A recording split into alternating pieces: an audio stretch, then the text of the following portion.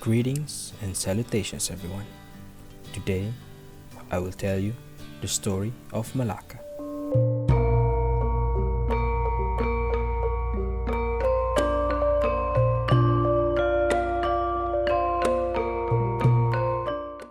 Our story starts here in Srivijaya in 1396. A Sumatran prince by the name of Parameswara fled his country out of fear of the invading Majapahit Empire.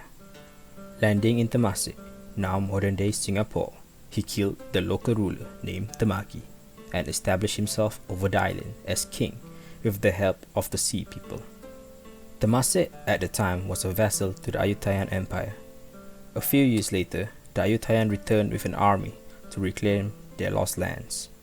This forced Parameswara to flee once again, fearing the might of the Ayutthayan Empire. He headed to the west across Selat Tebrau, now modern-day Straits of Johor, to the Malay Peninsula.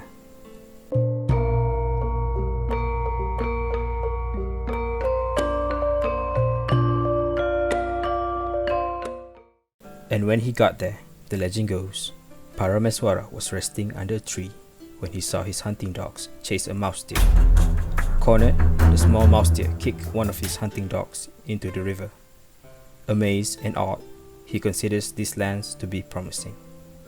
So with the name of the tree he was resting under, he named these lands Malacca, or so the story goes.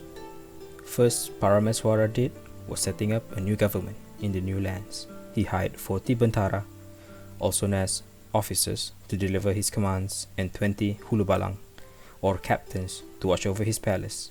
Finally, he hired a Biduanda Kecil, or small servant, to take care and watch over the alat-alat kebesaran diraja, or the royal items, which at the time was a keris, a short dagger. And so, Parameswara built a trade center and ports to accommodate trade.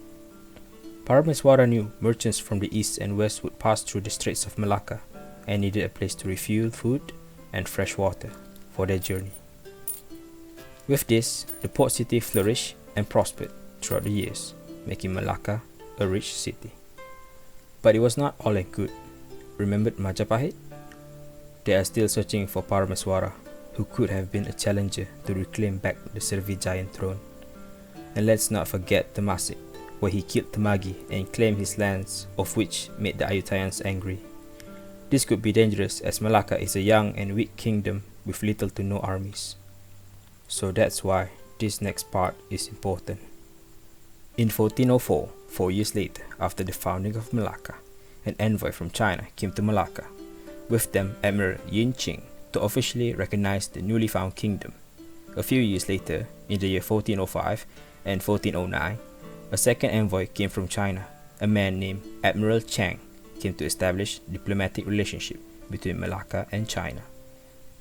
And with this, China had sent gifts to further tie the bonds between these kingdoms. Why is this important?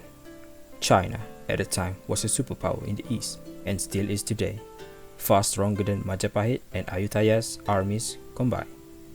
This means Malacca has nothing more to fear from the north and the west, created by this bond. That being said, around the year 1411, Parameswara converted to Islam and styled himself Sultan of Malacca.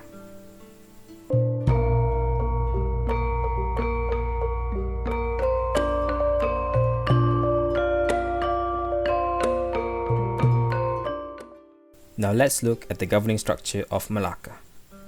At the top of the Malaccan hierarchy is the Sultan. He is the leader of the army and religion. Under him are 4 lords, first being the Bendahara. He serves as the advisor to the king in matters of politics and governing, but also acts as the head judge to pass sentencing, akin to the modern-day prime minister in most countries today. Next is the Penghulu Bendahari. He serves as a financial minister and covers all matters of tax collecting and oversees the royal palace, and also in charge of the Shah Bandars, harbor masters, who oversees the ports of Malacca. Next is the Temenggung. He is the head of police of the Sultanate, serving as the keepers of peace and laws within the lands. Next is the Laksamana, who is the head of the navy of the Sultan. He serves as the admiral of the Royal Navy, the Sultan's personal bodyguard, and also acts as head ambassador of Malacca. And under these lords are 8 minor lords, and under them are 16 lesser lords, and under them are 32 lesser lords, thus complete the Malaccan hierarchy. And so, 9 sultans have passed within 113 years. Malacca has grew into a superpower within the Southeast Asian archipelago, rich with spices, silver and gold. This attracted jealous eyes from Europe, and so began the downfall of Malacca. By July 1st, 1511, Alfonso de Albuquerque, along with the Portuguese Armada, arrived at the port of Malacca. His first order was to blockade the Malaccan port and began demanding the return of Portuguese prisoners in Malacca. Sultan Ahmad Shah replied vaguely to buy time to fortify the city and gather his forces from land and sea. The Sultan had a force of 20,000 men, but only 4,000 were battle ready. Contrast to the Portuguese, who had 4,000 men and 11 ships. But negotiations deteriorated and the Portuguese bombarded the city in mid-July. Shaken, the Sultan released all Portuguese prisoners. On the day of Santiago, 25th July, Alfonso de Albuquerque launched his first attack. The Portuguese forces easily broke through the Malaccan defense due to their advanced armor and weapons. By midday, the Portuguese had pushed back the Malaccan defense, burned the royal palace and the mosque. Exhausted and low on provisions, Alfonso ordered his men to withdraw. But at the end of the day, the Portuguese forces suffered minimal losses, and the Malaccan Sultan was wounded when he fell from his war elephant during the battle. A few weeks later, on 8th August, the Portuguese launched a second attack. The Portuguese Armada bombarded the city as their armies landed. The Malaccan forces held on for weeks in the city, but on the 24th August, the Sultan fled the city, with his treasures and what forces he had to the jungle. And with his victory, Alfonso de Albuquerque ordered a fort to be built called A Famosa to defend the new Portuguese colony. And that's the end of the story of Malacca.